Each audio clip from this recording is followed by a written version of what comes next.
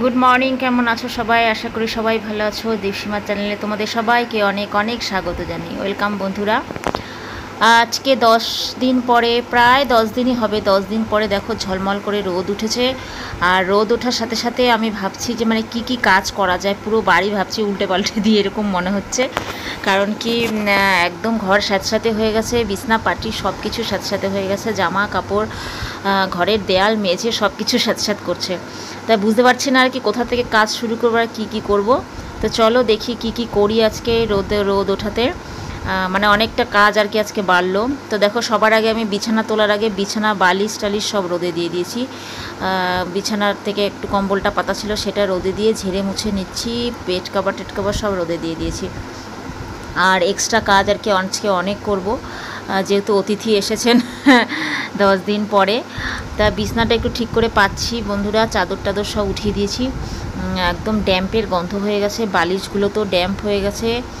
আর এদিকে তোমার বালিশের কভারগুলো কেমন স্যাঁতস্যাঁতে হয়ে গেছে। রোদ দেখে আমি আর মানে অন্য কাজ আজকে করছি না, ভাবছি যে আজকে আমি এগুলোই করব। তোমাদের দাদাকে বলেছি যে তুমি আজকে সকালে রান্নাঘরটা সামলাও, আমি এগুলো কাজ করি, তারপরে আমি দুপুরবেলায় করব। তা দেখো এদিকে তোমাদের দাদা চাল ধুয়ে দিচ্ছে, হাঁড়িতে বসিয়ে দেবে আর কি। চাটা খেয়ে নিয়েছি, চাটা খেয়ে কাজে নেমেছি। বাসনকোসন এখনও রয়েছে, এদিকে দেখো এক বালতি চুবিয়েছি, আরও ওগুলো রেখেছি, কিছুটা ধুয়েছি আর কি, আরও ওগুলো চুবাবো, এখন চুবিয়ে কাচবো। আর উনি এসেছেন ভাত বসাতে, আমি বললাম তুমি ভাতটা বসিয়ে সকালেরটা রান্না করো। ও আবার টিউশন যাবে, তার জন্য তাড়াতাড়ি রান্না করতে হবে, আর আমি ওদিকটা একটু সামলাচ্ছি। বিশ্বাস করবে না, রোদ দেখে যে এত আনন্দ লেগেছে আজকে সকালবেলা উঠে। দেখছি ভোর 6টার থেকেই বেশ রোদ, মানে এত পচিয়ে দিয়েছে। হাঁড়িতে চাল দিয়ে দিচ্ছে ও, আর আমি এদিকে বিছানাটা ভালো করে পাচ্ছি। বিছানাটা আমার পাট না থাকলে একদম বিরক্ত লাগে, কিন্তু এখন আর বিছানা আমার পাট থাকে না, যেহেতু বাবু আছে, ও একবার ওঠে একবার নামে এই করে। তো আমি এক বালতি কাপড় আগে কেচেছিলাম, সেটা আগে মেলে দিয়ে আসি ছাদে। আর ও এদিকে হাঁড়িতে চালটা দিচ্ছে, মহা আনন্দে হাসতে হাসতে, কেন জানি হাসছে বুঝতে পারছি না।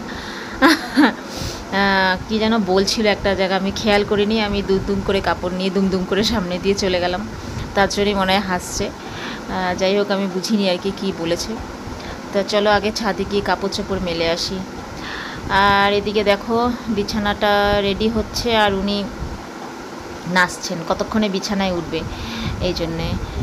এদিকে দেখো ধুলো পড়ে রয়েছে, মানে কেমন যেন একটা ঝুলঝুল পড়ে রয়েছে, সাথে সাথে ড্যাম।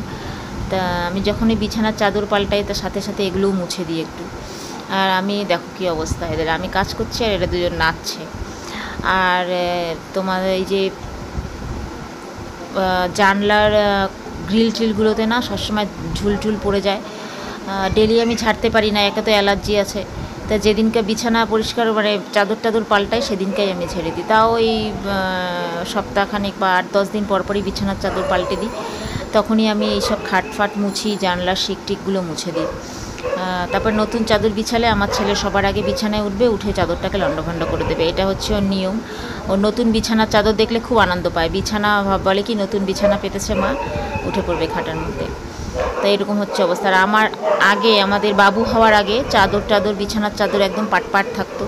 আমার বিছানার চাদর এলোমেলো খুব বাজে লাগে, কিন্তু কি করব, এখন তো বাচ্চা রয়েছে, ওকে তো আর বলে বোঝানো যাবে না। ও 10 বার খাটে উঠবে আর নামবে। দেখো কি দুষ্টুমি করছে, ও রেডি হচ্ছে কতক্ষণ, ওই দেখো এই দেখো শুয়ে পড়ল। প্রচণ্ড দুষ্টু। যখনই আমি বিছানা পাতবো তখনই উনি এসে বিছানার মধ্যে গড়াতে আরম্ভ করে দেবে। এই হচ্ছে অবস্থা। আর উনি এসে এখানে দাঁড়িয়ে আছেন, আমি বলছি যাও ভাতটা দেখো গিয়ে, ছেলের কাণ্ড দেখছে। দেখো আমি একদিকে গুছাচ্ছি আর একদিকে এসে করছে, সব সময় এরকম দুষ্টুমিটা করবে। আর আমার উঠে যায় রাগ, প্রচণ্ড গরম লাগছে এদিকে, যেই রোদটা উঠলো গরম বেড়ে গেছে 10 গুণ। আর এদিকে জিনিসপত্র এলোমেলো হয়ে থাকলে আরও বেশি গরম লাগে, যতক্ষণ না ঘরটা ঠিকঠাক মতন পরিষ্কার হচ্ছে ততক্ষণ মানে আমার নিস্তার নেই, চলতেই থাকবে। আজকে এগুলো করব, স্নান করব, তারপরে দুপুরে রান্না করব। আরও যেগুলো চুবিয়ে রেখেছি সেগুলো কাচবো, বেড কভার, বালিশের কভার এগুলো। তো বন্ধুরা চলে এসেছি আবার কাপড় মেলতে।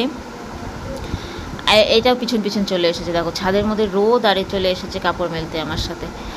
আর আরেকজনও চলে এসেছে, যেখানে যাচ্ছি এরা দুজন যাচ্ছে গিয়ে এরকম করছে।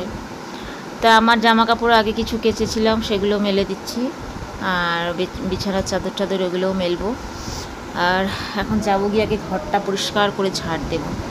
দেখো একদম খাটের তলায় ঢুকে গেছি, আর আমার ছেলে ডেলি কাগজ কাটবে, কাগজ টুকরো টুকরো করবে, করে করে খাটের তলায় ফেলে দেবে, এরকম হচ্ছে স্বভাব। আর এখানে যে খেলনার গামলা, খেলনার বাস্কেট, এগুলো গুটিয়ে গুটিয়ে একদম নিচ থেকে দেখো কী করলো বিছানাটাকে, দেখেছো? আমি বসে বসে ওখানে ড্রয়িং করছে মোবাইলে। আর এদিকে প্রচণ্ড নোংরা খাটের তলার থেকে বের করছি।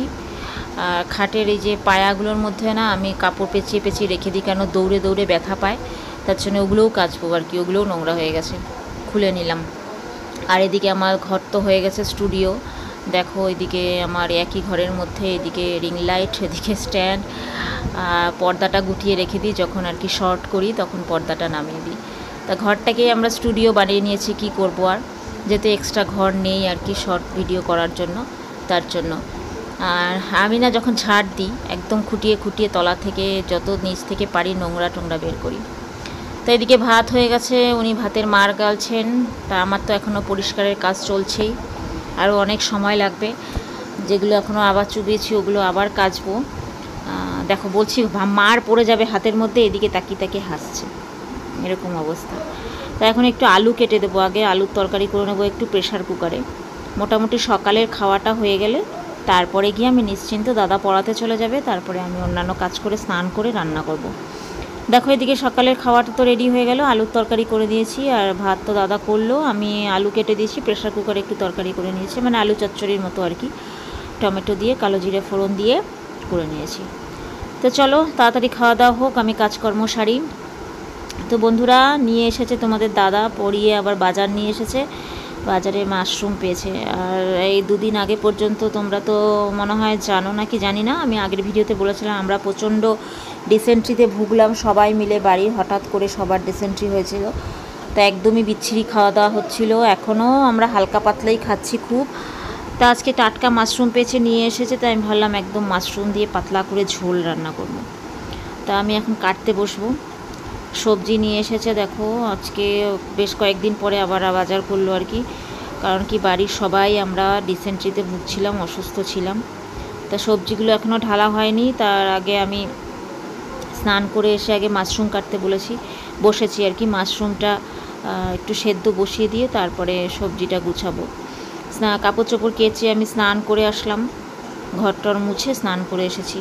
আর প্রচণ্ড গরম লাগছে, মাথায় শ্যাম্পু দিয়েছি, মুখের মধ্যে গরম লাগছে। রান্না করতে বসছি, আমার রাগ উঠছে, এখন মনে হচ্ছে ফ্যান চালিয়ে আরাম করে শুয়ে থাকি। যাই হোক সেটা তো এখন হবে না।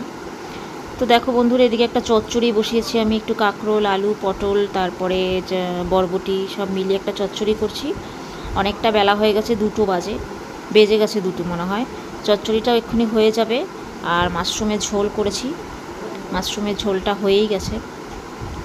শশাও কেটে নিয়েছি দুপুরে খাওয়ার জন্য, ব্যাস মোটামুটি রান্না কমপ্লিট হয়ে যাবে এখনই। এই যে মাশরুমের 1 বাটি ঝোল করেছি পাতলা পাতলা করে, দেখো কোনো লঙ্কার গুঁড়ো টুড়ো কিন্তু কিচ্ছু দিইনি, জাস্ট একটু টমেটো দিয়ে আদা বাটা জিরে বাটা দিয়ে ব্যাস করে নিয়েছি। শশাও কেটে নিয়েছি। এখন খাওয়া দাওয়া করে একটু রেস্ট করব, তারপরে আবার তোমাদের সাথে হয়তো বিকেলবেলা দেখা হবে। তো চলো বন্ধুরা আমি একটু শশা খেয়ে নিলাম, তাড়াতাড়ি করে খাওয়া দাওয়া শেষ করি। শুভ সন্ধ্যা বন্ধুরা, সন্ধ্যা হয়ে গেছে, সন্ধ্যাবাতি দিয়ে দিয়েছি, প্রার্থনা করেছি। এদিকে আমার মা এসেছে, আর এই যে নুপুর এসেছে, একে তোমরা হয়তো আগেও ভিডিওতে দেখেছো।